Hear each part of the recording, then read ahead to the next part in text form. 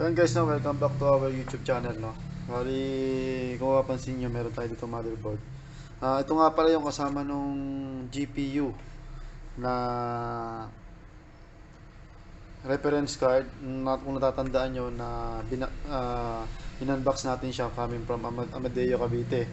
Bali, galing kay Boss Marlo, no. Yun. So, katulad ng inaasahan ko, ginalaw din tong motherboard na to. Mapapansin nyo, meron tayong missing MOSFET dito. Tapos ito, nagalaw na rin. Ayan. Tapos itong transistor, ginalaw na rin. Ayan, nalapit natin sa camera para makita nyo. So ayan, transistor saka MOSFET. So parang power MOSFET yan, no? Ganun din to. So ito yung old model ng MOSFET. Kumbaga hindi siya totally old model, kumbaga siya yung itsura. Kumbaga yung unang MOSFET na ginagamit. So dito sa likod, may napansin din ako, ayan. Halatang tinanggal dito yung, hindi ko alam kung inductor ito, capacitor, pero malalaman natin mamaya. So ngayon, tanggalin muna natin yung cover dito sa yung heatsink na dalawa saka yung cover.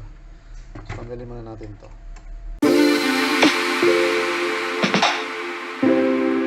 So ito sana magawa natin ng paraan kasi yung GPU talagang wala na yun, wala nang pag-asa. So ito na lang ang ating susubukang i-repair.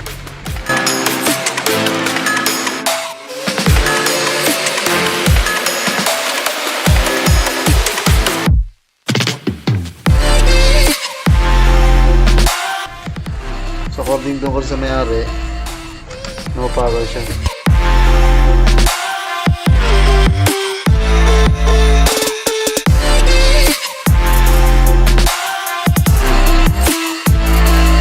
So yan guys, natanggal na natin yung mga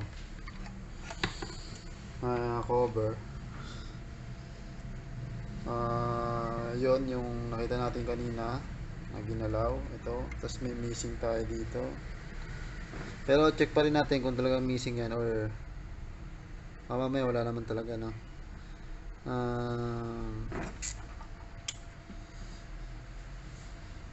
Una, check natin yung mga MOSFET dito since no power nga.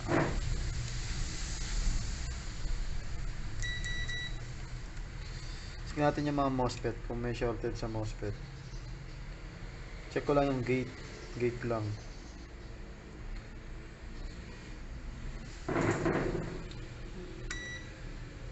So sa gate lang tayo mag-check.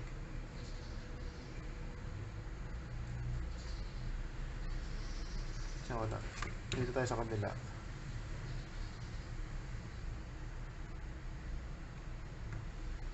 Ito, meron isa. Dalawa. Maliban dun sa dalawang yan. Etong dalawa na to. Ito saka to. Ay, wala na. So, try natin remove muna yun. So yun guys, bunutin natin itong dalawang MOSFET. So sana ito yung problema, no? Tapos try natin siya kung magpa-power na. Wala naman siyang bed pins.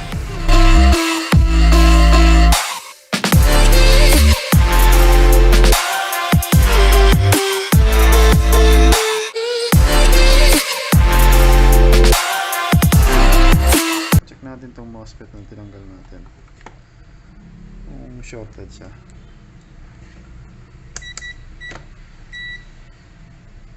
Ayun, shorted nga to guys. So ayan, makikita nyo, pakita ko sa inyo. So yung kanyang drain to source ay connected na, so shorted. Yung isa, check natin kung shorted pa rin. Nawala. Hindi, shorted pa rin siya. So try din natin bunutin, kailangan din natin siyang bunutin.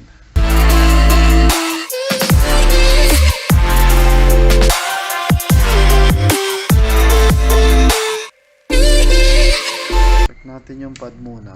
Tungo muna tayo sa pad. Kung may shorted pa tayo sa pad. So ito ground.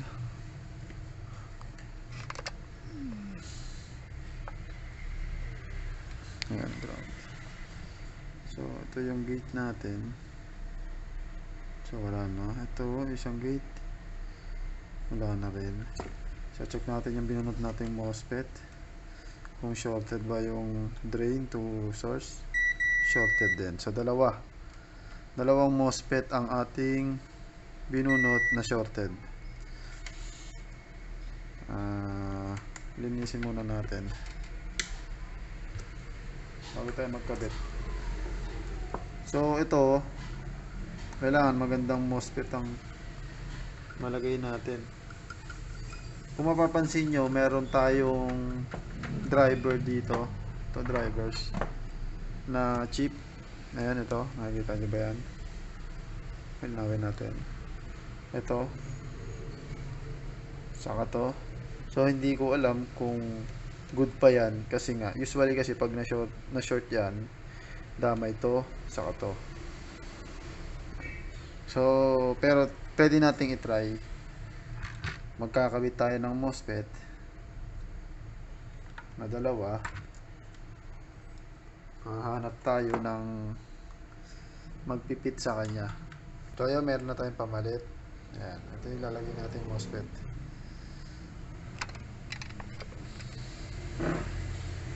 Bale, na-check na rin natin yung MOSFET na yan. Very good naman.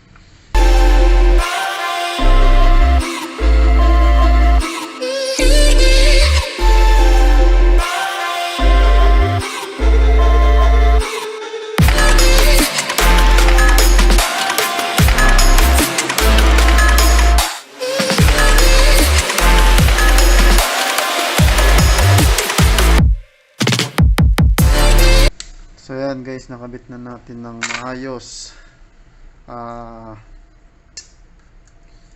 Inform ko lang kayo na yung MOSFET na ginamit natin ay galing ng GPU, actually sa BRM din. So doon siya galing. So pwede yun, as long as BRM din yung pinanggagalingan. Pero check nyo pa rin maigi, no? Kasi ako ilang beses ko nang ginawa yan. So hanggang ngayon gumagana pa rin naman yung mga motherboard na nirepair ko, nagagamit pa rin nila. So kumbaga nasa sa inyo na yan kung paano nyo. So let's see kung may shorted pa rin. Check natin yung kinabit nating una. So ito,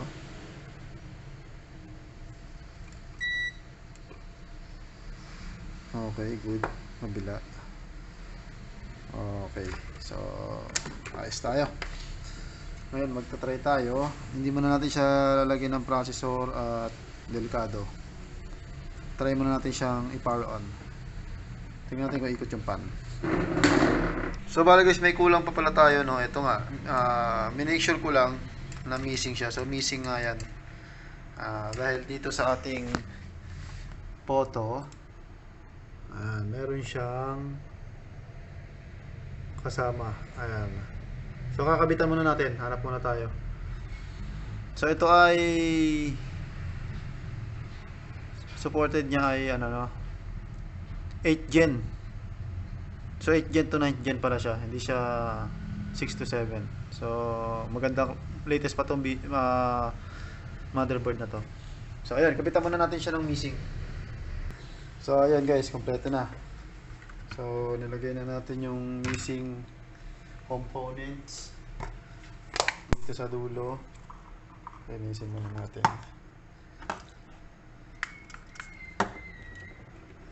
Ayan na tayo. Tapos meron tayong inayos dito. Inayos na rin natin itong bali-bali ko. Pati yung mga resistor na yan kanina, dikit-dikit yan. So okay na siya. Inayos na rin natin. So pati ito ginalaw. Tayo naman. Ayan, kitang-kita. Ito. So, hindi ko alam kung bakit ginlaw yan. Na wala namang... Actually, hindi siya related dito sa shorted. Ano pa ba? Ayan. So far, wala na tayo nakikita ang kakaiba. Check ko muna kasi yung ibang katulad ng resistor kanina, dikit-dikit yun. Kaya baka mamaya magkaroon pa ng problema pag nag-turn on tayo. So, lagay natin yung heatsink. Ito. Kasi baka mag-init yung kanyang ano. So, assemble muna natin. Guys, no, bali, ito na yung ating motherboard. Kung mapapansin nyo, naka-power on na siya. At ang kanyang debug ay boot. So, ayan. Ibig sabihin, meron na siyang display. Ayan.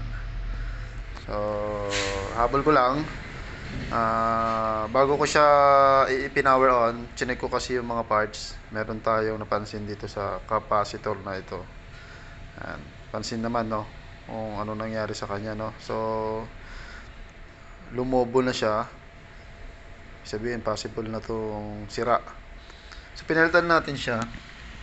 Hindi sila parehas ng brand, pero same sila ng value. 16 volts, 270 microfarad. Ngayon din, ganun din ito. So, yan. Saan na ba yan? So, ito. Yan. So, 16 volts, 270 microfarad. So, okay na to guys. No? Ayan. Meron tayong display. So, puro tayo ng F1. Kita natin yung keyboard. Natin yung keyboard.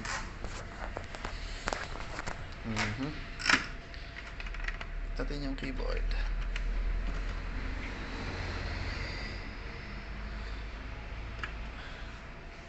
So, ayan. Ayan. Ang nilagay kong processor ay 8 Gen i5 8400 to be exact. Ayan siya. Sa 4 GB RAM. So, ayun. Maraming salamat kay Boss Marlo or Mario. Boss Mario, no? Ng Lucena. Saan ba siya? For Committee, Amadeo, something. Ayan, hindi ko na matandaan. So, ayun. Sa mga subscribers natin dyan, maraming salamat sa suporta, at sa mga hindi pa nakasubscribe, please subscribe po sa YouTube channel natin para updated kayo sa mga ganitong repair tutorial, or para malaman nyo kung ano dapat gawin pag may mga ganito kayong issue na encounter. So, ayun, hanggang sa muli, no? Hanggang dito yung video natin. Hanggang sa susunod po na ating video, sana po lagi kayong standby. Ayan, maraming salamat po.